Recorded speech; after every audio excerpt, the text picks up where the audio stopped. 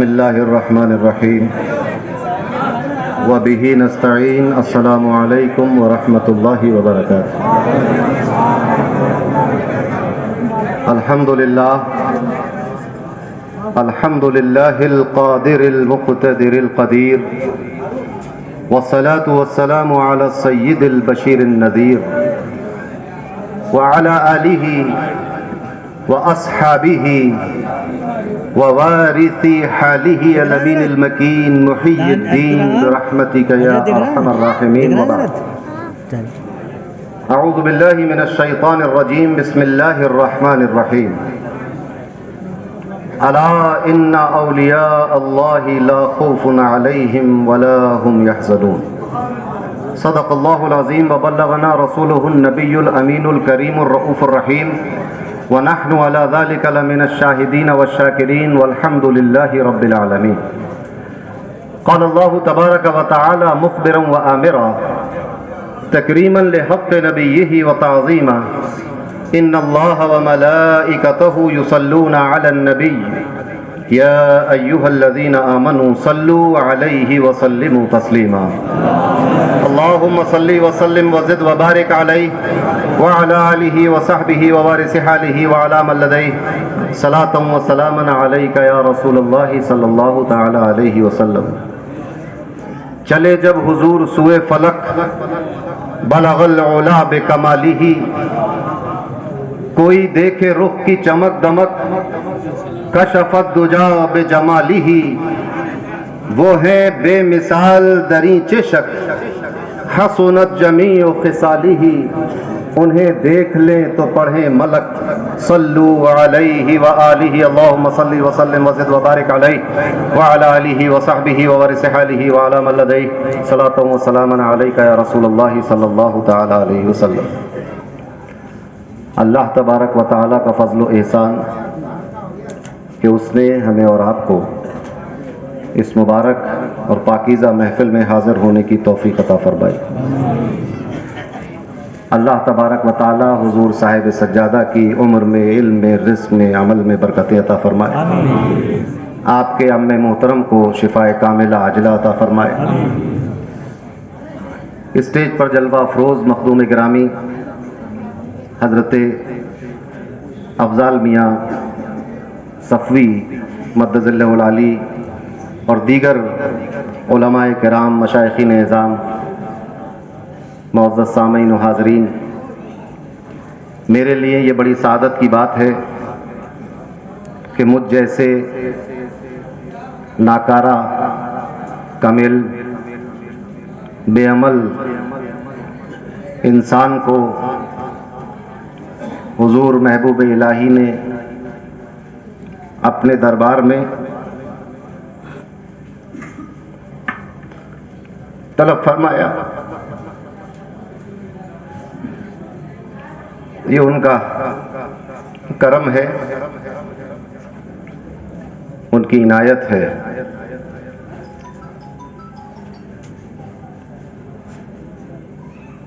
میری کمزوری یہ ہے کہ میں حضور سلطان المشائخ حضرت سید محمد مولانا نظام الدین اولیاء محبوب الہی رضی اللہ تعالی عنہ قدست اسرارہ سے غیر مشروط محبت کرتا ہوں، اور ہماری خانقاہ میں حضرت کا مخصوص کرم ہے، آپ کی نظر ہے کہ اپنے وطن کی خدمت حق جیسے ناکارہ لوگوں کو سپرد کر دی. فقیر کے تعارف میں ناظم اجلاس نے اپنی محبت کا اظہار فرمایا، مگر میں یہ چاہتا ہوں کہ اپنا تعارف طوطی ہند حضرت امیر خسرو کی زبانی پیش کر دوں. حضرت امیر خسرو فرماتے ہیں کہ مفتخر از وے بغلامی منم. میرے لیے تو یہ فخر کی بات ہے نا مفتخر از وی بغلامی منم، خواجہ نظام است و نظامی منم. خواجہ نظام ہے اور ہم نظامی ہیں، یہی تعارف ہے. بات طوطی ہند کی چل نکلی تو ایک دو شعر ان کے اور سماعت کر لیں جو مجھے بہت پسند ہیں. فارسی میں ہے اور مجھے تو خیر میں تو بہت ہی کم علم آدمی ہوں، کم مطالعے کا. میں نے اب تک فارسی اور اردو میں اس طرز کی غزل نہیں پڑھی. سماعت کر لیجیے. فارسی میں ہے مگر ایسی فارسی ہے کہ سمجھ میں سب کے آئے گی. اس غزل میں حضرت امیر خسرو کچھ سوال کرتے ہیں، پھر اس کا جواب دیتے ہیں. سوال کر رہے ہیں، جواب دیتے ہیں. سوال کس سے کر رہے ہیں یہ بتانے کی ضرورت نہیں. ایک ہی ذات تھی، لوٹ پھیر کے پروانہ شمع کے ارد گرد ہی گھومتا ہے. تو حضرت خواجہ نظام الدین محبوب الہی بدایونی ثم دہلوی رضی اللہ تعالی عنہ کا ایک عاشق سوال کر رہا ہے. شاعری کی زبان ہے. فرماتے ہیں کہ گفتم کہ روشن از قمر، میں نے کہا کہ چاند سے زیادہ روشن کون ہے؟ گفتم کہ روشن از قمر، گفتہ کہ رخسارے منس. تو میرے محبوب نے کہا کہ چاند سے زیادہ روشن تو میرا رخسار ہے، میرا چہرہ ہے. یہ ایک عاشق کی زبان ہے. محبوب الہی سلطان العاشقین بھی ہے، اور ایسا عشق کہ جس عشق میں آپ نے اپنے دل کو ڈالا اس کے بعد پھر کسی شے کی محبت دل میں نہیں آئی. آپ کی والدہ ماجدہ نے اپنے وصال کے وقت اپنے بیٹے کا ہاتھ پکڑ کے فرمایا کہ بیٹا نظام الدین تمہیں اللہ کے حوالے کیا. اور بیٹے نے اپنی ماں کے ان الفاظ کی ایسی لاج رکھی کہ دنیا ترک کر دی، شادی نہیں کی، گھر چھوڑ دیا. وہ ہے اور اللہ ہے اور اللہ کی مخلوق کی خدمت. ایسا اللہ کے حوالے ہو گئے. تو یہ وہ محبوب ہے. عشق کی بات ہے. گفتم کے روشن از قمر، گفتہ کے رخسارے منس، گفتم کے شیریں از شکر، گفتہ کے گفتارے منس. لوگ کہتے ہیں کہ اولیاء کی صحبت میں کیا ملتا ہے؟ امیر خسرو کو تو چاند سے زیادہ خوبصورت حسن نظر آتا ہے اور شکر سے زیادہ مٹھاس نظر آتی. چاہنے والی نظر ہو. گفتم کے شیریں از قمر، از شیریں از شکر، گفتہ کے گفتارے منست، گفتم طریق عاشقاں. میں نے کہا کہ پھر اے محبوب پھر عاشقوں کا راستہ کیا ہو، ان کا طریقہ کار کیا ہو، عاشق کیا کرے؟ گفتم طریق عاشقاں، گفتہ وفاداری بود. ہر وقت ہر حال میں ہر لمحہ وفادار رہنا. کیونکہ بات بتاتا چلوں، ابھی اتنی مدلل تقریر آپ نے سن لی، میں سوچ رہا تھا کہ میں اب کیا تقریر کروں، مگر جس نے تقریر کرنے کے لیے بلایا ہے یہ ذمہ داری تو اس کی ہے. بھائی ہم تو آپ نے میلے میں جاتے ہو دیکھتے ہو ایک چابی بھرنے والا گڈا ہے، تو کمال تو چابی بھرنے کا ہوتا ہے. تو ہم تو مزدور آدمی ہیں، جہاں دہاڑی میں لگا دیں گے، آپ کچھ نہ کچھ کر کے جائیں گے. مگر اتنی مدلل تقریر کہ اگر اس کو سینے میں جمع کر لیں، رکھ لیں، تو انشاءاللہ نہ کوئی دنیا میں بہکا سکتا ہے، نہ قبر میں کوئی دشواری آئے گی، اور حشر بھی اچھا ہوگا. تو عرض کرتا چلوں کہ قیامت کے دن بڑی بحث ہوتی ہے. اعمال اچھے ہونے چاہیے، لیکن عشق اور محبت کا تقاضا یہ ہے کہ اعمال اچھے سے اچھے ہوں، پھر بھی امید اعمال سے نہ رکھنا. کیونکہ قیامت کے دن اگر کوئی چیز بخشوانے والی ہے تو وہ وفاداری ہے، اور وفاداری میں عمل بھی ہوتا ہے، اطاعت بھی ہوتی ہے. وہ کیسا وفادار ہے جو ذات کو تو پسند کرتا ہے مگر اس کی بات کو پسند نہیں کرتا، پھر کیسی وفاداری؟ تو فرماتے ہیں کہ گفتم طریق عاشقاں، عاشقوں کا طریقہ کیا ہے؟ گفتہ وفاداری بود، ہر حال میں وفادار ہونا چاہیے. تو اب عاشقوں کا طریقہ تو بتا دیا محبوب نے، مگر جو محبوب کی بے رخی ہے اس کے بارے میں کہتے ہیں کہ گفتم مکن جور و جفا. میں نے کہا کہ ارے اتنا جور و جفا نہ کیا کرو. گفتہ کہ ہی کارے منس، کہا کہ یہ تو میرا کام ہے، تمہیں وفادار رہنے کی ضرورت ہے. فرماتے ہیں کہ گفتم کے مرگ عاشقان، گفتہ کے درد ہجر من. عاشقوں کی موت کیا ہے؟ کہا کہ مجھ سے دوری عاشقوں کی موت ہے. گفتم کہ مرگے ناگہاں، گفتہ کہ درد ہجر من، گفتم علاج زندگی، گفتہ کہ دیدار منست۔ میں نے کہا پھر زندگی کا علاج کیا ہے؟ تو کہا کہ بس مجھے دیکھتے رہو، یہی تمہاری زندگی کا علاج۔ گفتم علاج زندگی، گفتہ کہ دیدار منست۔ اور کئی شعر ہیں، آخری شعر پہ آتا ہوں کہ گفتم کہ حوری یا پری، گفتہ کہ من شاہ بتا۔ آخر تم ہو کون، حور ہو کہ پری ہو؟ کہا کہ نہ میں حور ہوں نہ پری ہوں، میں تو محبوبوں کا محبوب ہوں۔ گفتم کہ حوری یا پری، گفتم کہ من شاہ بتا، گفتم کہ خسرو ناتوا، گفتہ پرستار منست۔ میں نے کہا پھر خسرو کے بارے میں کیا خیال؟ کہا کہ وہ تو صرف میرا ہے، اس کے ذہن و دماغ دل میں سینے میں صرف میرا خیال رہتا ہے۔ تو یہ حضرت امیر خسرو محبوب الہی کی بارگاہ میں اس طرح اپنا خراج پیش کر رہے تھے، تو میں نے انہی کا دامن تھاما۔ ہم وسیلے والے لوگ ہیں، تو میں نے سوچا کہ امیر خسرو کا وسیلہ پکڑو، یہ وہ وسیلہ ہے۔ فرمایا کہ اگر شریعت اجازت دیتی تو میں وصیت کرتا کہ خسرو کو میری قبر میں دفنایا جائے۔ آپ ذرا سوچیں کہ محبت کا کیا عالم ہے۔ کچھ شعر اردو کے بھی تازہ سن لیجئے۔ ہمارے بھائی محترم ڈاکٹر احمد مجتبیٰ صدیقی، شعبہ جغرافیہ علی گڑھ مسلم یونیورسٹی علی گڑھ سے، میں نے کہا کہ میں حاضر ہو رہا ہوں تو بارگاہ محبوب الہی میں، تو فی البدی انہوں نے کچھ شعر کہہ کے دے دیے اور کہا یہ میری طرف سے پیش کر دینا، سن لیجئے۔ قرۃ العین شہ حیدر کرار نظام، قرۃ عین شہ حیدر کرار نظام، خواجہ ہند کے وارث میرے سرکار نظام، خواجہ ہند کے وارث میرے سرکار نظام، اور رحمت رب کی ہے برسات تیرے روضے پر۔ اب اس کی دلیل نہ مانگو ہم سے، جو دکھ رہا ہے وہ بتا رہے ہیں۔ رسگلہ میٹھا ہوتا ہے، یہ کیسے سمجھاؤں میں آپ کو؟ کھلا کے سمجھا سکتا ہوں، مگر یہ رحمت جو برس رہی ہے، میں ابھی اتنا بڑا نہیں ہوں کہ میں دکھا دوں کہ رحمت کیسے برستی ہے۔ اس کام کے لیے صاحب سجادہ بیٹھے ہوئے ہیں، حضرت افضال میاں بیٹھے ہیں، محبوب بھائی بیٹھے ہوئے، اورنگ آباد تشریف لائے۔ ان کا دامن پکڑو تو یہ سر پہ ہاتھ رکھیں گے تو برسات بھی دکھائی دینے لگے۔ رحمت رب کی ہے برسات تیرے روضے پر، منبع لطف و عنایت تیرا دربار نظام، اور کیوں نہ یہ شہر بدایوں بنے ولیوں کا شہر، مدینۃ الاولیاء ہے۔ کیوں نہ یہ شہر بدایوں بنے ولیوں کا شہر، جس زمین پر تھا منور تیرا گھر بار نظام۔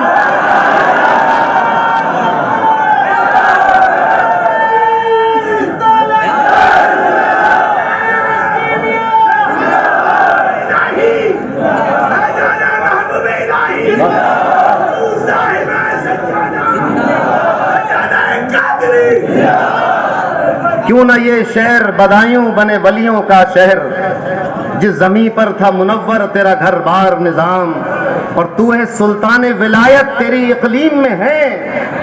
آج بھی ولایت کی سلطنت قائم ہے۔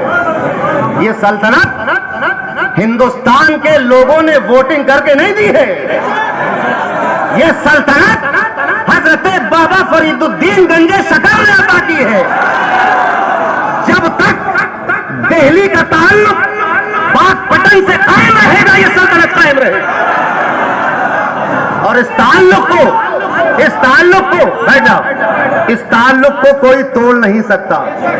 سرحدیں ہمیں تو دور کر سکتی ہیں، مگر سرحدوں سے ولایت تقسیم نہیں ہوتی۔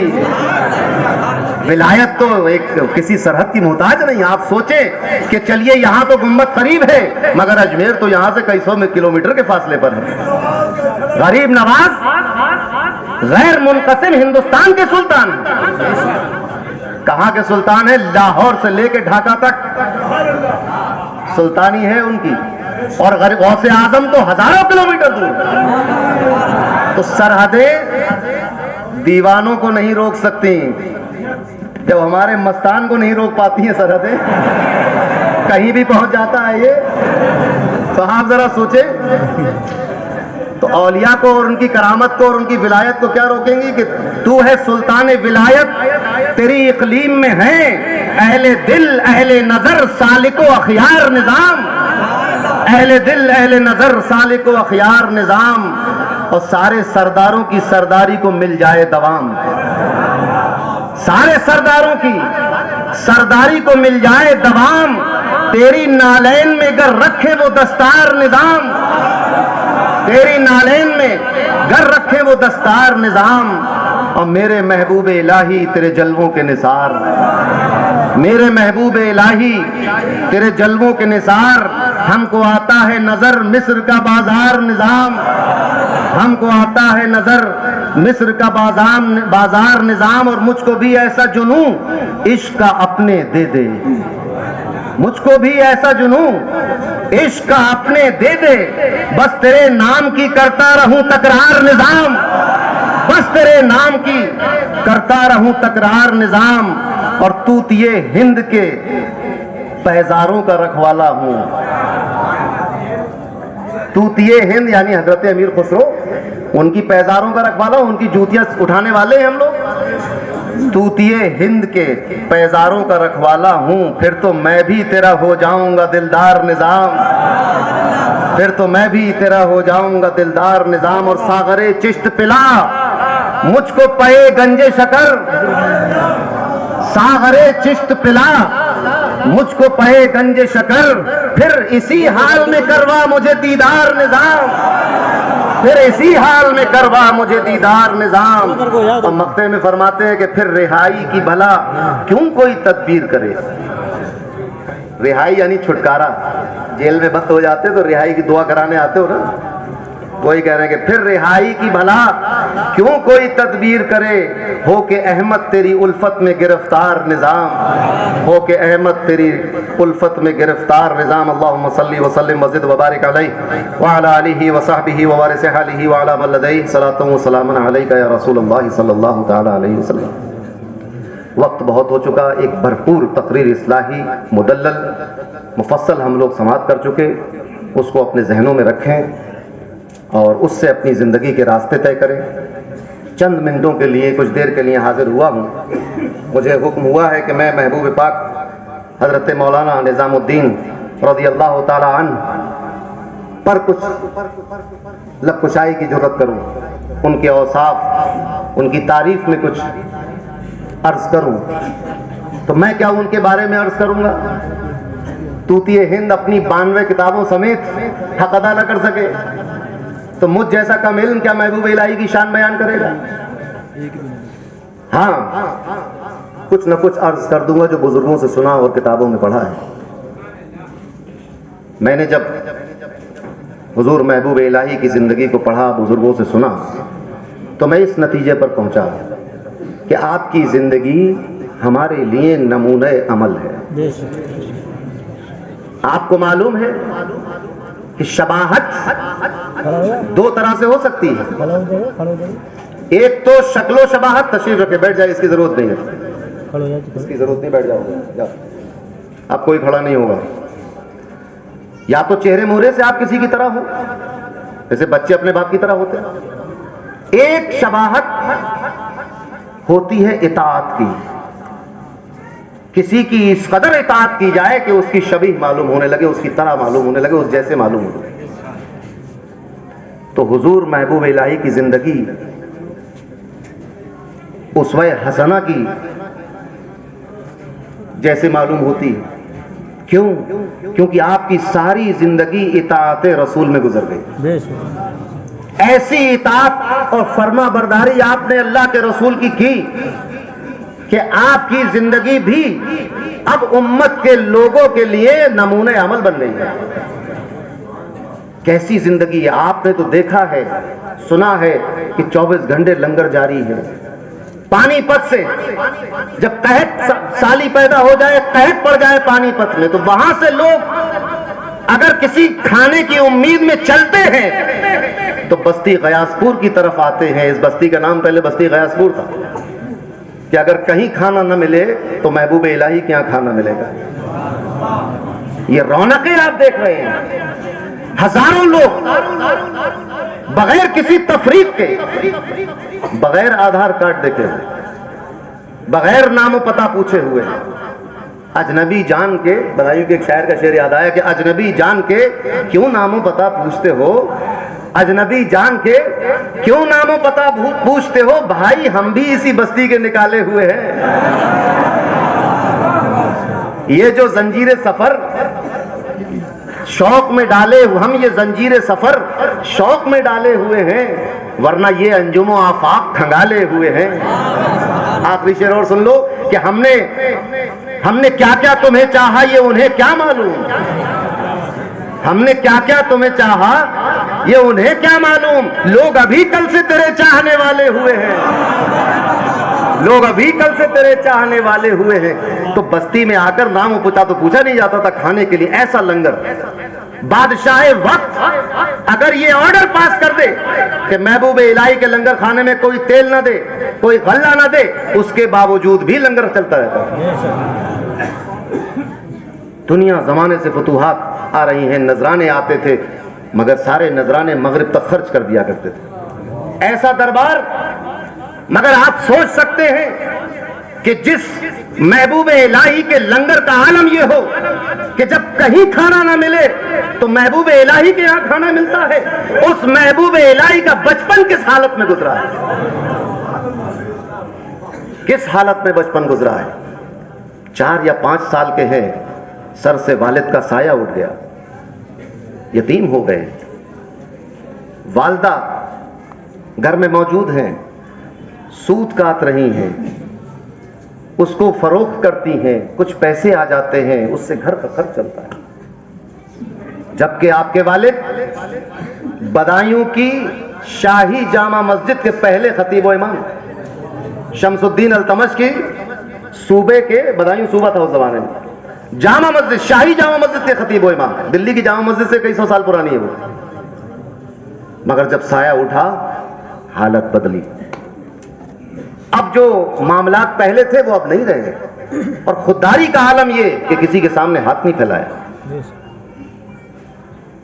محنت کرتی ہیں والدہ، محنت کر رہی ہیں، پردے دار ہیں، عبادت گزار ہیں، تقوی شعار ہیں، سود کاٹ رہی ہیں، اس کو فروخت کرتی ہیں تو گھر میں خرچ چلتا ہے۔ کبھی کبھی ایسا بھی ہوتا تھا کہ سود نہیں ہو پاتا تھا، نہیں بک پایا، تیار نہیں ہو پایا، تو پیسے نہیں آئے، گھر میں کھانے کو کچھ نہیں۔ ایک چھوٹا سا بچہ، 6-7 سال کا بچہ مدرسے سے پڑھ کے لوٹ رہا ہے، پڑھ کر لوٹ رہا ہے، گھر پہ آتا ہے، کھانا مانگتا ہے۔ یہ وہ لڑکا ہے کہ مشیت کا ارادہ یہ ہے کہ آنے والے وقتوں میں جب دنیا میں کہیں کھانا نہیں ملے گا تو اس کی درگاہ میں کھانا ملے گا۔ آج اس کے اپنے گھر میں کھانا نہیں ہے، والدہ سے کھانا مانگتے ہیں، والدہ فرماتی ہے، بیٹا نظام الدین امروز ماں مہمان خدائیں، بیٹا نظام الدین آج ہم اللہ کے مہمان ہیں۔ بس اتنا کہنا ہوتا تھا کہ وہ چھوٹا سا بچہ بھوک کی شدت کو بھول جاتا ہے، فرحت محسوس کرنے لگتا ہے۔ پھر کچھ دنوں سود بکنے لگتا ہے، جب مسلسل کئی دن تک گھر میں کھانا فراہم رہتا ہے تو یہی بچہ اپنی والدہ سے کہتا ہے کہ اماں کیا اللہ ہم سے ناراض ہو گیا؟ ماں کہتی ہے بیٹا یہ سوال کیوں کر رہے ہو؟ فرماتے ہیں کہ بہت دنوں سے اس نے ہمیں اپنا مہمان نہیں بنایا۔ جس بچے کے یہ آثار ہوں، آپ ذرا سوچیں کہ فاقے کا انتظار کر رہا ہے بچہ کہ فاقہ ہوگا تو ماں کہے گی کہ ہم اللہ کے مہمان ہیں، تو اس جملے میں جو لذت ملنے والی تھی وہ کھانے میں لذت نہیں مل رہی۔ کس طرح اپنی یتیمی کے دن کاٹے، کس طرح اپنے گھر کا ماحول رکھا۔ بڑے عجیب و غریب واقعات ہیں۔ حضرت نظام الدین محبوب الہی رضی اللہ تعالیٰ عنہ کی جب ابتدائی تعلیم تو گھر ہی میں ہو گئی، محلے میں ہو گئی، حفظ کے لیے جب پہنچے تو حضرت شادی مقری ایک قاری تھے بدایوں کے، ان کے بارے میں خود محبوب الہی فرماتے ہیں کہ ہمارے استاد کی درسگاہ کی برکت یہ تھی کہ جو بچہ ایک سبق پڑھ لیتا تھا وہ پورا حافظ ہو کے چھوٹتا تھا۔ جس بچے نے ان کے سامنے ایک سبق پڑھ لیا حفظ کا، تو پھر اس کو اللہ تبارک و تعالیٰ اس کی برکت سے پورا کلام پاک حفظ کرا دیتا تھا. ان کے پاس حفظ ہو گیا. حضرت علاء الدین اصولی رحمۃ اللہ تعالیٰ علیہ بہت بڑے عالم دین بدایوں، آپ کے پاس پھر تعلیم کا سلسلہ شروع ہوا حفظ کے بعد. آپ سوچ رہے ہوں گے آج جس کتاب کو ہم دوسری اور تیسری جماعت میں پڑھتے ہیں قدوری، اس کتاب کو جب پڑھا دیا استاد نے تو کہا بیٹا اب تمہاری دستار بندی ہوگی، تم ہو گئے فارغ، اب اپنے لیے ایک دستار کا انتظام کرو، دستار جو سر پہ لپیٹی جائے گی. وہ بچہ گھر پر آ کر اپنی والدہ سے کہتا ہے کہ دستار کے بارے میں استاد نے کہا ہے. گھر میں دستار خریدنے کے پیسے نہیں. آج تو مدرسے کی طرف سے دستار باندھی جاتی، پہلے بچے اپنی دستار خود لایا کرتے. والدہ نے سود کاٹا، اس کے ذریعے ایک دستار کا انتظام کیا اور کچھ پیسے بھی دیے کہ بیٹا نظر پیش کر دینا. اب یہ دستار لے کر اپنے استاد کے پاس پہنچے تو استاد نے بدایوں کے ایک اور درویش کو بلایا. حضرت علی مولا ان کا نام تھا، وہ درویش تھے، ملنگ تھے. علی مولا، وہ کہتے رہتے تھے دن بھر علی مولا علی مولا، تو ان کا نام علی مولا تھا. ان کو بلایا اور کہا کہ حضور اس کی سر پر دستار لپیٹ دیجیے. تو ایک سرا دستار کا، ایک سرا حضرت علی مولا کے ہاتھ میں، دوسرا علاء الدین اصولی کے ہاتھ میں، بیچ میں مولانا نظام الدین رحمۃ اللہ تعالی علیہ رضی اللہ تعالی. اب ذرا سوچیں کہ جس کی دستار بندی کرنے والے ایسے لوگ ہوں، اس بچے کے مقدر کا عالم کیا ہوگا. دستار بندی کی، جیسے ہی دستار ہوئی حضرت خواجہ نظام الدین قدموں میں گر کر قدم بوسی کر رہے ہیں. استاد کی قدم بوسی کی. وہ جو درویش تھے علی مولا، ان کی قدم بوسی کی. انہوں نے اٹھایا اور اٹھا کر اپنی زبان میں ایک جملہ کہا. اس کا مطلب یہ تھا کہ یہ لڑکا بہت بڑا ہونے والا ہے، بہت بڑا آدمی ہوگا. علامہ علاء الدین اصولی کہتے ہیں کہ حضرت آپ نے کیسے کہہ دیا بڑا آدمی ہوگا؟ کہا کہ جس کے سر پہ دستار رکھی جائے اور وہ قدم بوسی کو جھک جائے وہ بڑا آدمی ہوا کرتا ہے.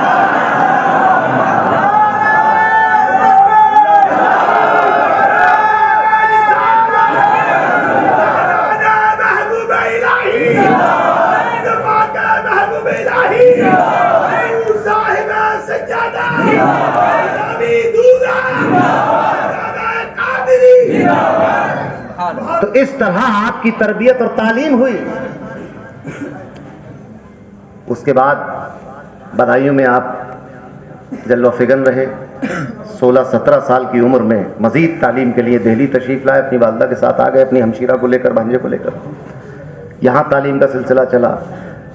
تاریخ ہے پھر بابا صاحب کی بارگاہ میں اشتیاق تو تھا. اور آپ ذرا سوچیں حضرت محبوب الہی کے دل میں بابا فرید گنج شکر سے ملاقات کا جو اشتیاق تھا، ان کی کسی کتاب کو پڑھ کے نہیں تھا، ان کے کسی خلیفہ سے مل کر نہیں تھا، ان کے کسی شاگرد سے مل کر نہیں تھا، بلکہ آپ کے آستانے کا ایک قوال بدایوں آ گیا تھا.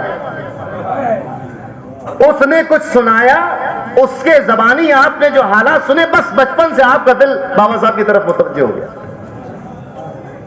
بابا صاحب کے پاس پہنچے، مرید ہوئے، خلافت ملی، تعلیم ہوئی، تربیت ہوئی، کیا کیا نہیں سکھایا. آپ ذرا سوچیں جب بابا صاحب کی خدمت میں محبوب الہی تھے تو ایک جوگی آ گیا. کون آیا؟ جیم سے، یہ سے نہیں، جوگی آیا. اب آستانوں میں تو سب کے لیے دروازے کھلے ہوتے ہیں. ایک سے ایک ملنگ کلاکار آتا ہے. ہمارے مہرانہ شریف میں حضور شمس مہرانہ کے آستانے پر ایک سے ایک فقیر ملنگ. کوئی ایک صاحب آئے حضرت سیدنا آل رسول احمدی رضی اللہ تعالیٰ عنہ، بڑے حضرت صاحب کے پاس ایک شیشی لے کر آیا ہے. بابا کہا گرو جی تمہاری حالت دیکھی، چٹائی پہ بیٹھے ہو، چھت پہ ٹپک رہی ہے، چھپر ٹھیک نہیں ہے، بوسیدہ دیواریں ہو گئی ہیں. یہ شیشی پیش کر دی کہ یہ کیمیا ہے، اسے سونا بنا لیجیے. آپ نے لے کے رکھی. وہ بابا بھی چلا گیا. بہت دنوں کے بعد لوٹ پھر کے آئے. اس امید پہ کیا اونچے اونچے محل بن گئے ہوں گے، چوڑی چوڑی دیواریں ہوں گی اور ریل پھیل مچی ہوگی دولت کی. آگے دیکھا کہ پھر وہی ٹوٹی چٹائی، وہی بوسیدہ در و دیوار. ہاتھ جوڑ کے کہا کہ بابا وہ میں جو دکشنا دے گیا تھا اس کا کیا ہوا؟ فرمایا کنویں میں جا کر دیکھ لو. جو کنواں تھا اس میں جا کر دیکھو. کنویں میں اس نے جھانکا تو دیکھا کہ ہزاروں لاکھوں بیل اور ان بیلوں کے اوپر ویسی ہی ہزاروں لاکھوں شیشیاں لدی ہوئی ہیں. فرمایا حضرت صاحب نے کہ یہ دولت ہم کنویں میں ڈال دیتے، ہمارے آستانے میں اس دولت کی ضرورت ہے. تو خانقاہوں میں تو سبھی آتے ہیں، بڑے بڑے کلاکار، جادوگر، ڈھونگی، سچے پکے، عالم فاضل جاہل، سب سمجھ میں آئی. تو خانقاہ کا دروازہ تک، خانقاہ کے جو دروازے ہوتے ہیں اس میں کبھی تالے نہیں پڑتے تھے. اب لوگوں نے چوری ووری شروع کر دی تو مجبوراً ڈالنا پڑا ہے. اور سب سے بڑی خطرہ تو یہ کہ کوئی کچھ رکھ نہ جائے رات کو، بجائے چرا لے تو بہتر ہے چرا کے لے جاؤ، وہ کچھ رکھ گیا تو دشواری ہو جاتی ہے. تو وہ جوگی آ گیا. اب وہاں چونکہ محبوب الہی خانقاہ میں تربیت میں تھے تو آپ نے بھائی خانقاہ میں جو بھی آتا ہے اس کو کھانا پینا یہ سب، کہاں لیٹو گے کہاں بیٹھو گے، انتظام میں لگتے لوگ. جیسے یہاں طلبہ، مدرسے کے طلبہ لگے ہوئے منتظمین، تو حضور محبوب الہی اس کے انتظام میں کہ بھائی یہاں لیٹو، یہ کھا لو. رات کو عشاء کی نماز کے بعد فارغ ہوئے تو خیور گیری کو گئے، کھانا وانا کھایا نہیں کھایا اس بابا نے، بیٹھ گئے. اس کے بعد وہ اپنی لنترانی ہانکتا رہا بڑی لمبی. اس نے ایک نسخہ بتایا. اس نے کہا کہ فلاں فلاں چاند کی تاریخ کو اور اتنے بج کر اتنے منٹ پر اگر میاں بیوی ملے تو پھر لڑکا پیدا ہوگا شرطیہ. کلاکار آدمی تھا. محبوب الہی نے کہا اچھا رک جاؤ میں ذرا لکھ لوں اسے. آپ نے لکھ لیا، یاد کر لیا، اس کو خوب محفوظ کر لیا ذہن میں. صبح اب وہ چلا گیا. بابا صاحب کے پاس حاضر ہوئے، دریافت کیا کہ بھئی جو روٹین ہوتا ہے مشائخین کا، کون آیا تھا کون گیا. بتایا کہ وہ آیا تھا جوگی، اور حضور وہ ایک نسخہ بتا گیا ہے کہ شرطیہ لڑکا پیدا ہوگا. بابا صاحب نے فرمایا بیٹا نظام الدین تمہیں اس کی ضرورت نہیں پڑے گی. اور پھر ہوا یہی، حضرت خواجہ نظام الدین اولیاء نے شادی ہی نہیں کی، اس نسخے کی ضرورت ہی نہیں پڑی. کیسی کیسی تربیت ہے. تو محبوب الہی حضرت خواجہ نظام الدین اولیاء رحمت اللہ تعالی علیہ رضی اللہ تعالی عنہ کی زندگی ایک نمونہ عمل ہے. اگر ہم اس کو اپنی نظروں میں اتار لیں تو پھر ہمارے مشکلات کے دن ہوں تو ہم گزار سکتے ہیں، اچھے دن ہوں تو ہم گزار سکتے ہیں، کوئی پریشانی اور آزمائش آ جائے تب بھی ہم گزار سکتے ہیں، اور اگر چاروں طرف ہماری شہرت ہو تب بھی گزار سکتے ہیں. کیا کیا مصائب نہیں آئے آپ کے حالات پر. آپ کی درگاہ، آپ کا آستانہ، آپ کی مجلس، آپ کا دربار ایسا دربار تھا، مشائخین نے، اولیاء نے اس کا تذکرہ کیا ہے کہ آپ کے دربار میں تاجر بھی آتے تھے، مورخین بھی آتے تھے، علماء بھی آتے تھے، عوام بھی آتی تھی، اور بڑھتا چلوں شرابی بھی آتے تھے، جواری بھی آتے تھے، فاقہ کش بھی آتے تھے، مالدار بھی آتے تھے. ہر طرح کا آدمی آپ کے پاس آتا تھا اور جس کو جو ضرورت ہوتی تھی آپ کی بارگاہ سے حاصل کرتا تھا. اب اس کا یہ مطلب نہیں ہے کہ شرابی آتا تھا تو اس کو شراب مل جاتی تھی. شرابی اگر خانقاہ میں آ رہا ہے تو اس کی ضرورت یہ ہے کہ شراب چھوڑا دی جائے. یہی ضرورت ہے نا. بھوکا آ رہا ہے تو بھوک مٹا دی جائے. تو شرابی اگر خانقاہ میں آتا ہے تو اس کی ضرورت یہ ہے کہ فوراً اس کی شراب چھوڑواؤ، اس کو پرہیزگار کرو. اگر کفر اور شرک والا دل لے کر کوئی آئے تو اس کی ضرورت یہ ہے کہ کفر اور شرک کو اس کے دل سے نکال کر ایمان اور طہارت سے اس کا دل منور کر دیا جائے. تو حضور محبوب الہی کا آستانہ، مرجع خلائق، آپ کے احوال. اور دوسری بات یہ کہ آپ نے کبھی کسی بادشاہ کی حاضری نہیں کی، کبھی کسی کی حاضری، کبھی دربار میں تشریف نہیں لے گئے دعائیں دینے کے لیے یا ملاقات کے لیے. ایک مرتبہ کا واقعہ ہے بس، ایک بار کہ بادشاہ کے پاس پہنچے، وہ بھی ایک مسئلے پر گفتگو کرنے کے لیے، ایک شرعی مسئلے پر گفتگو کرنے کے لیے، فقہی مسئلے پر گفتگو کرنے کے لیے. کبھی کسی دربار میں نہیں گئے. بادشاہوں کا تو مزاج آپ جانتے ہی، عجیب و غریب ہوتا ہے. وہ آرڈر دیتے وقت یہ تھوڑی سوچتا ہے کہ یہ اپلائی بھی ہو سکے گا کہ نہیں. وہ تو بادشاہ ہے.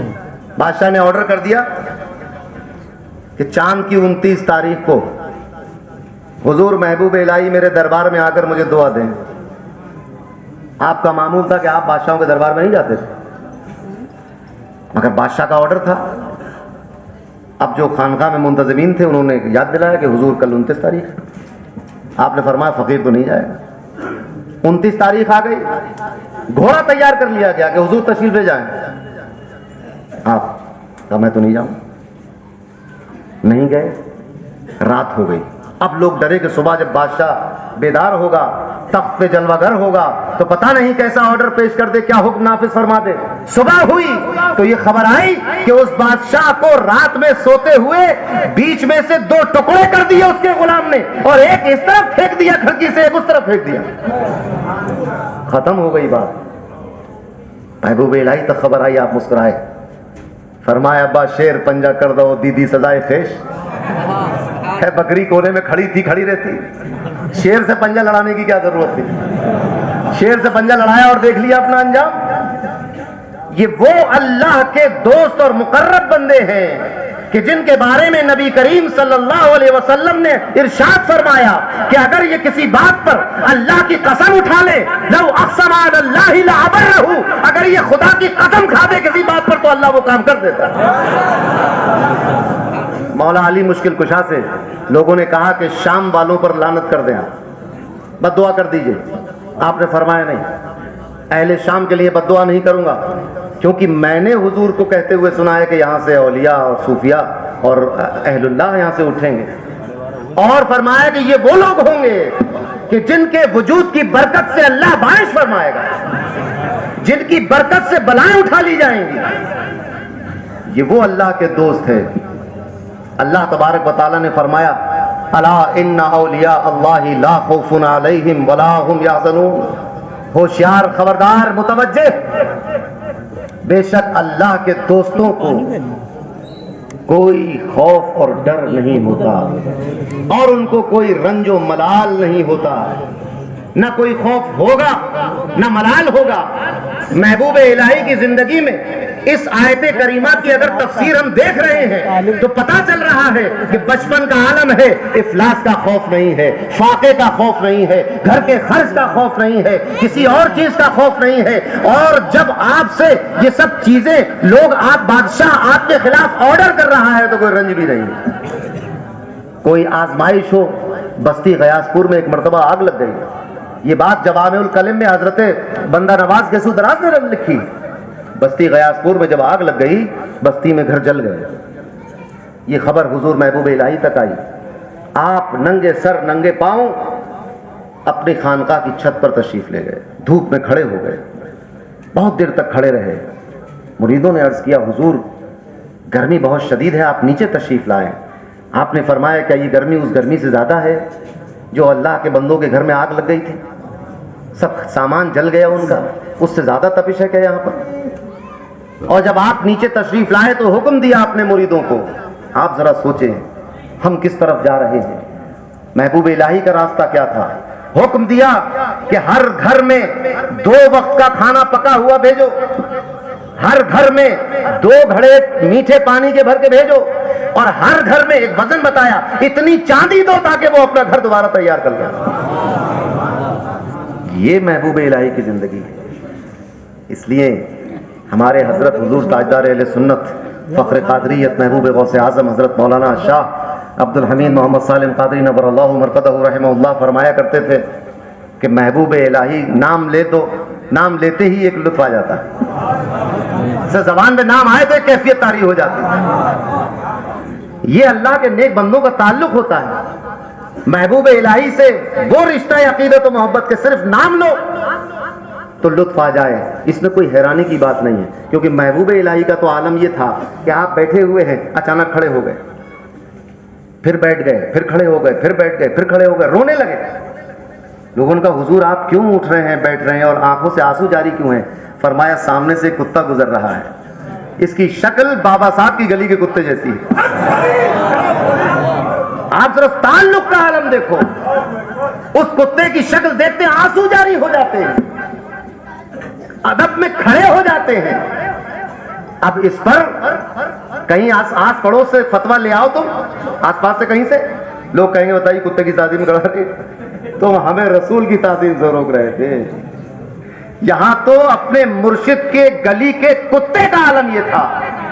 یہ سب روحانیت کی اور لگاؤ اور دل کی باتیں ہیں، یہ بحث و مباحثے سے حل نہیں ہوتی۔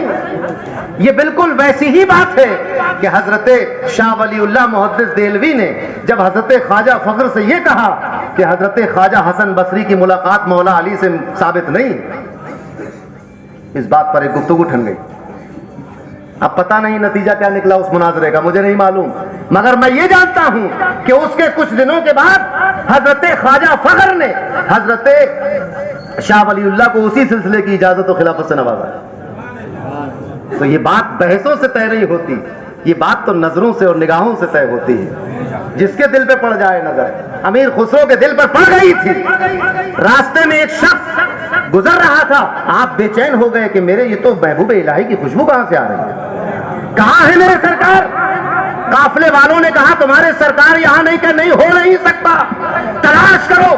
سوال کیا تو پتا چلا کہ ایک کسان کی گدڑی میں آپ کی دونوں نالین بندھی ہوئی. محبوب الہی کی 2 چپلیں اپنی گدڑی میں باندھ کر لے جا رہا ہے، اور آیا تھا اس لیے کہ بیٹی کی شادی ہے، انتظام نہیں ہے، حضور کو انتظام ہو جائے. حضرت نے بھی کوئی سونا نہیں دیا، کہا میری چپلیں لے جاؤ. راستے میں امیر خسرو جو کہ بادشاہ کے سفر کے ساتھ جایا کرتے لشکر کے ساتھ، مٹبھیڑ ہو گئی، خوشبو آنے لگی ان چپلوں سے، نالین سے. کہا کہ بھئی کہاں ہیں یہ چپلیں، لاؤ مجھے دے دو. کتنے میں دو گے؟ 1,00,000 سکوں میں طے ہوئی بات. اور وہ چپلیں آپ نے خرید کے اپنے سر پہ رکھ لی. تو اب یہ تو کسی دلیل سے ثابت ہونے سے رہا کہ چپلیں مرشد کی ایسا خریدنی چاہیے. یہ تو ایک محبت کی بات ہے بھائی. اور جس کا دل صاف ہوتا ہے، جس کے دل کا تزکیہ ہو جاتا ہے، جب شریعت کے ظاہری احکامات کی پابندی مکمل طور پر ہو جاتی ہے، اس کے بعد یہ مقام شروع ہوتا ہے. نماز قضا کر کے کسی کو یہ مقام نہیں ملے گا. اللہ اور اس کے رسول کی اطاعت چھوڑ کر یہ مقام کسی کو نہیں ملے گا. آپ نے سنا ہوگا تقریروں میں کہ صحابہ کا طرز عمل یہ تھا کہ حضور وضو فرمائے تو پانی زمین پر گرنے نہ دیں. اسی بات کی تو دہشت تھی مکے والوں میں.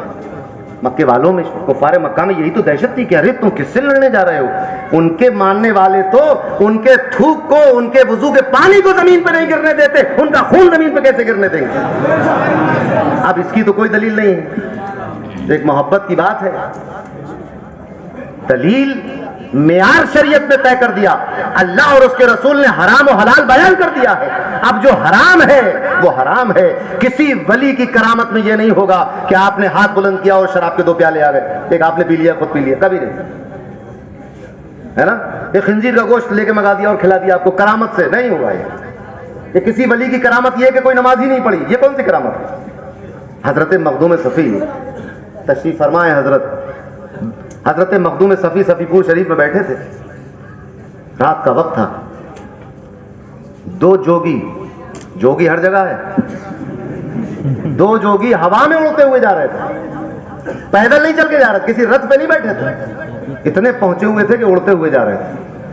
جب آستانہ قریب آیا تو کسی ایک نے دوسرے سے کہا کہ روشنی کیسی ہے رات میں؟ اس نے کہا کہ ہوگا کوئی فقیر بیٹھا ہوگا، ہمیں کیا، نکل چلو یہاں سے. اس نے نکل نہیں چلیں گے، ذرا نیچے ہو کے دیکھو کون ہے. تو جب جیسی نیچے ہو کے دیکھا تو اڑنے کی صلاحیت ختم ہو گئی، گر گئے زمین پر. جب گرے تو حضرت مخدوم نے کہا کون ہے؟ کہا سرکار ہم ہیں، گرو جی ہم لوگ ہیں. کیسے آئے تھے؟ کہا سرکار ہم تو اپنے گرو کے لیے جو ہمالیہ میں کہیں بیٹھا ہوا ہے اس کے لیے پانی لینے جا رہے تھے. راستے میں آپ کا آستانہ پڑ گیا، ہم بات چیت شروع ہوئی کون ہے کیا ہے، دیکھتے دیکھتے جیسے ہی آپ کے چھت کے پاس آئے گر پڑے، اب اڑ نہیں پا رہے. آپ نے فرمایا کہ تم اپنے گرو کے لیے پانی لینے جا رہے تھے، جاؤ چلے جاؤ. ان دونوں نے کہا کہ بڑی کڑی تپسیا کے بعد یہ شکتی حاصل ہوئی تھی، اب کیسے وہ بھنگ ہو گئی سادھنا ہماری، اب پھر ہمیں 12-13 سال کی محنت کرنی ہوگی. آپ نے فرمایا نہیں، میں کہہ رہا ہوں جاؤ اڑ جاؤ. دونوں اڑ گئے، اڑ کے پانی لے کے اپنے گرو کے پاس پہنچے. تھوڑی دیر میں 3 جوگی آئے، اب کی گرو بھی ساتھ آیا. گرو حیرت میں پڑ گیا کہ یہ کون سا بابا ہے کہ جو چیز میں 12-13 سال میں سکھاتا ہوں وہ ایک چٹکی بجاتے سکھا دی. یہ کون سا بابا ہے، تو مجھے تو ملنا ہے اس سے. خیر وہ بھی آیا، اجازت لی، اندر آ گیا. اب یہ وقت ہو گیا تھا صبح سے صادق سے تھوڑا پہلے، بات چیت ہوئی. فقیر تو فقیر ہوتا ہے، اس کے دربار میں تو کوئی بھی آ جائے، ہے نا، کوئی آ جائے. اب وہ آئے تھے، بیٹھ گئے. حضرت تو عبادت میں لگے ہوئے تھے، کہا کون ہے ہٹ پائی آ جاؤ. بات چیت شروع ہوئی تو گرو جی جو تھے، گرو جوگی جی، انہوں نے یہ کہا کہ میں تو ایسے کرتا ہوں محنت اور ایسے اپنی دھیان لگاتا ہوں، ایسے گیان لگاتا ہوں، اور اب تو میرا یہ حال ہے کہ دنیا کی کوئی شے مجھ سے پوشیدہ نہیں، دنیا کا کوئی کونا مجھ سے پوشیدہ نہیں. آپ نے فرمایا اچھا تو بتاؤ بغداد میں کیا ہو رہا ہے؟ آپ ذرا سوچے. مخدوم صاحب نے کہا دیکھو بغداد میں کیا ہو رہا ہے. دھیان لگایا, اس نے کہا بغداد میں صبح ہونے والی ہے.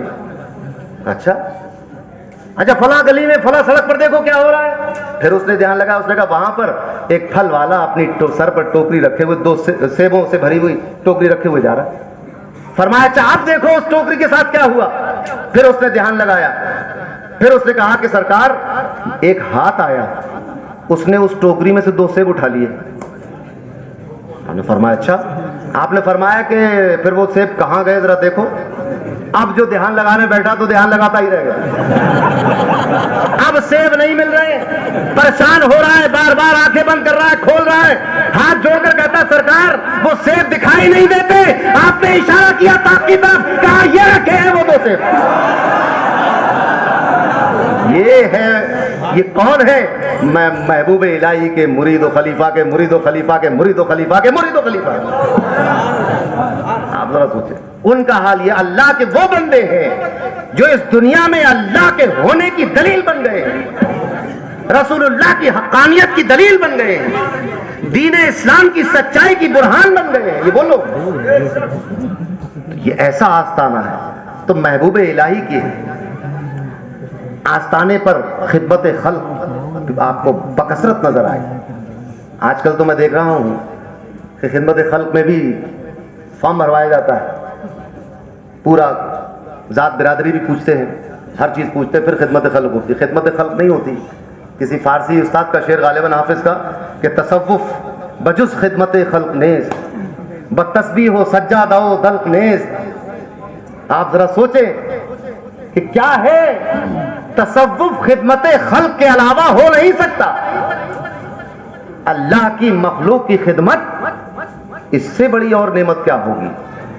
یہ محبوب الہی کو حاصل تھی. آپ کی ساری زندگی مخلوق خدا کی خدمت میں نکل گئی. اور ایسا رقیق القلب ولی. آپ ذرا سوچیں بابا صاحب کے تو خلفاء کی شان ہی نرالی. ایک شان کلیئر میں دیکھ رہے ہیں کہ کوئی آ نہیں سکتا, شان کلیئر میں کہ کوئی آ نہیں سکتا, اور ایک شان دہلی میں کہ کوئی جا نہیں سکتا.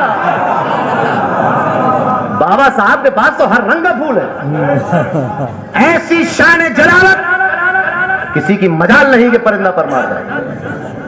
دوسری طرف ایسی شان محبوبیت کوئی جا نہیں سکتا واپس. ایک ساتھ چلے افغانستان سے مرید ہونے کے لیے محبوب الہی کی, ایک پڑاؤ ڈالا, لوگوں سے ملے, کہاں جا رہے ہو کہ دہلی جا رہے ہیں. محبوب الہی سے مرید ہونے کا بہت اچھے آدمی. پھر دن بھر سفر کیا, رات کو رکے, ملاقات ہوئی لوگوں سے, کہاں جا رہے ہو کہ دلی جا رہے ہیں, حضرت سے مرید ہونے کا بہت اچھے آدمی. ایسے تعریفیں سنتا سنتا دہلی تک آ گیا. یہیں رات میں رکا ایک جگہ. لوگوں نے پوچھا کیسے آئے, کہا کہ وہاں سے آئے ہیں محبوب الہی سے مرید. کہا بالکل مرید مت ہونا, بس دور کے ڈھول سہانے ہیں, باقی کچھ ہے نہیں وہاں پر. اس نے کہا الحمدللہ. اگر یہاں بھی ان کی کوئی تعریف کر دیتا تو میں سمجھتا کہ کوئی چاپلوس آدمی کے ہر آدمی تعریف کر رہا ہے. ارے کوئی تو ہے جو آپ سے حسد رکھنے والا ہے, آپ سے جلن رکھنے والا ہے, آپ کے کمالات سے حسد رکھتا ہے. کوئی تو ملا. اس کا مطلب ہے کہ بہت بڑی شان والے ہیں, بڑے کمال والے ہیں. تو ہر برائی کرنے والا آپ کو نقصان نہیں پہنچاتا, کچھ لوگ فائدہ بھی پہنچاتے ہیں. اگر ہم اپنے راستے پر صحیح ہیں, اللہ اور رسول کے راستے پر ہیں, تو پھر ملامت کرنے والا کرتا رہے. کیا فرق پڑتا ہے؟ غوث اعظم نے اپنے ایسے ہی مرید کے بارے میں کہا تھا جو شریعت کا پابند ہو, عقیدہ اچھا ہو, اللہ اور رسول کی اطاعت کرتا ہو. اب اگر کوئی لعنت ملامت اس کو کرتا ہے تو فرمایا کہ ڈرنے کی ضرورت نہیں. مریدی لا تخف واشن فإنی, مریدی لا تخف واشن فإنی عزوم قاتل عند القتال. اے میرے مرید, کسی کی لعنت ملامت سے ڈرنے گھبرانے کی ضرورت نہیں ہے, کیونکہ میں تمہاری طرف سے تمہارا دفاع کرنے والا سیاف.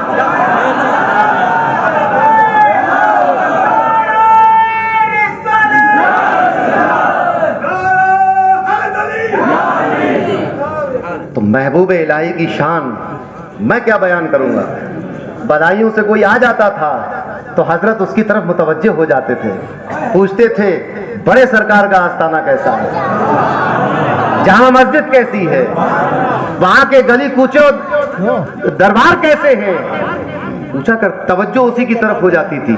اب وہ بیچارہ کوئی بھی، کوئی کاروباری ہے، کوئی کسان ہے، کوئی بھی، ایسا نہیں کہ کوئی بہت بڑا علامہ آیا تو اس کی طرف متوجہ ہو.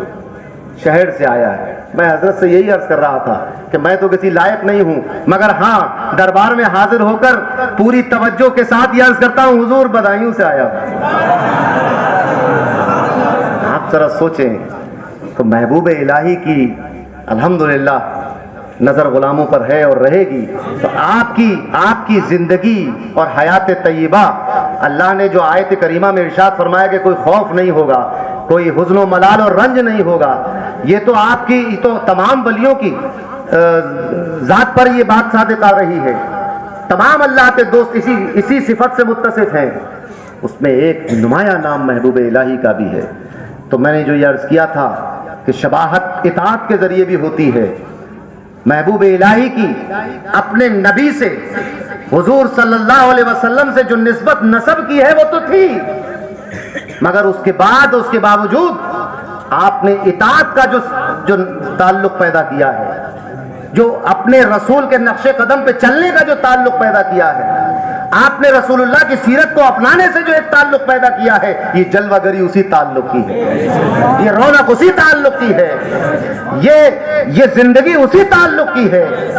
700 کچھواں عرس ہے، 720واں عرس ہے، مگر کیا ایک لمحے کو یہ اندازہ ہوا کہ محبوب الہی کا انتقال ہو گیا ہے؟ بتاؤ، یہ زندگی، یہ رونق کسی میت اور مردے کے اجلاس کی نہیں ہے. یہ زندگی سے بھرپور مجمع یہ بتا رہا ہے کہ محبوب الہی بھی زندہ ہے، اولیاء بھی زندہ ہے، رسول اللہ بھی زندہ ہے.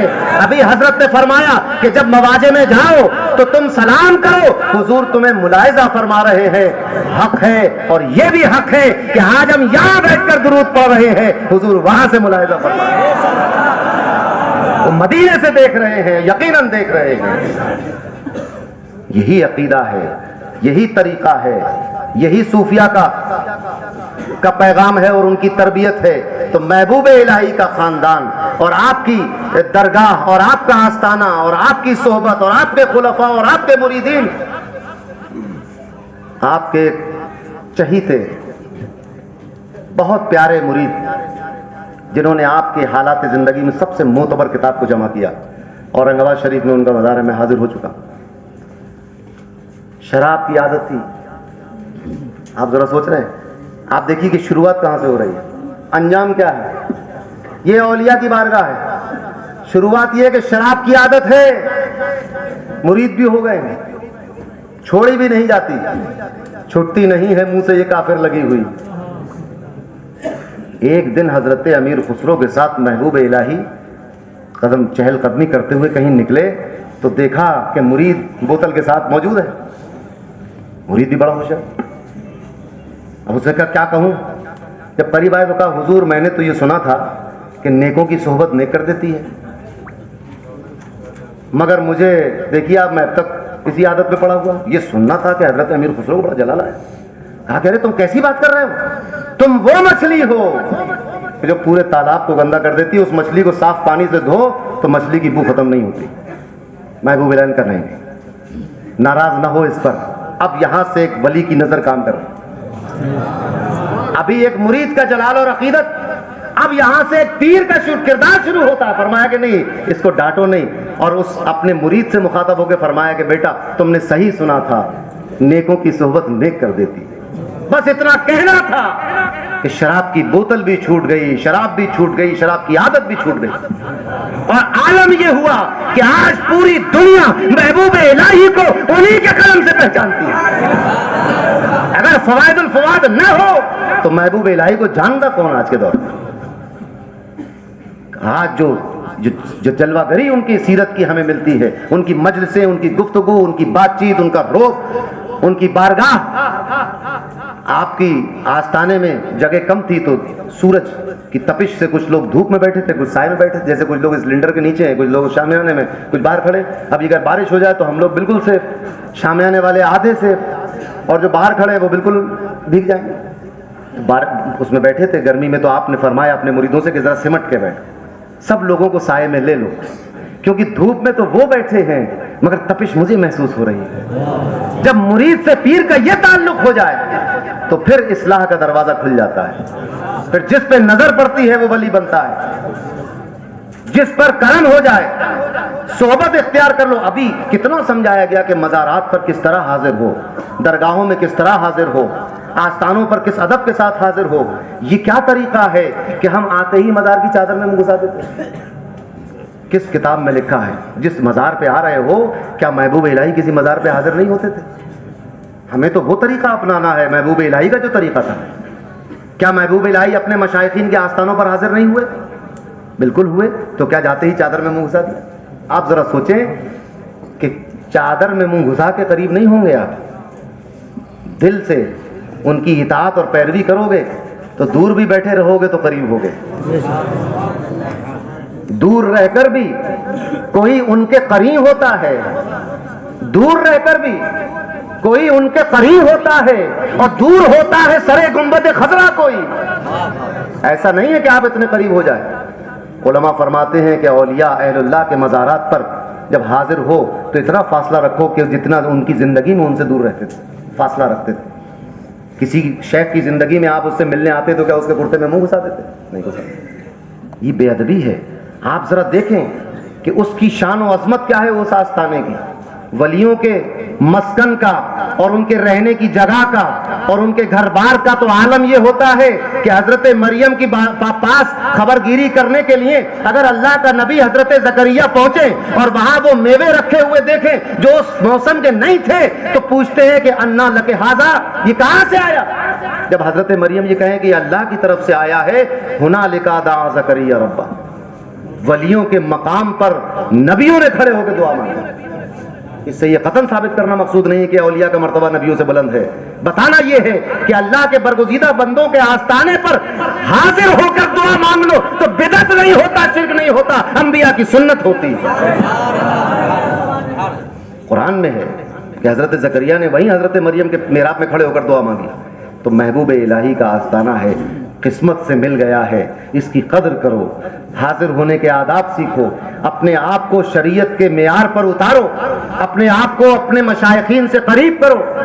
تو جس طرح اطاعت اور فرما برداری کی بدولت حضرت محبوب الہی رضی اللہ تعالی عنہ اپنے مشائخین سے قرب کا یہ عالم ہو گیا کہ اب جو محبوب الہی کو دیکھے وہ بابا فرید کو دیکھ لے، یہی ہو گیا۔ تو ہمیں بھی اپنے مشائخین سے یہی تعلق پیدا کرنا ہے کہ ہماری زندگی مشائخین کا تعارف ہو جائے۔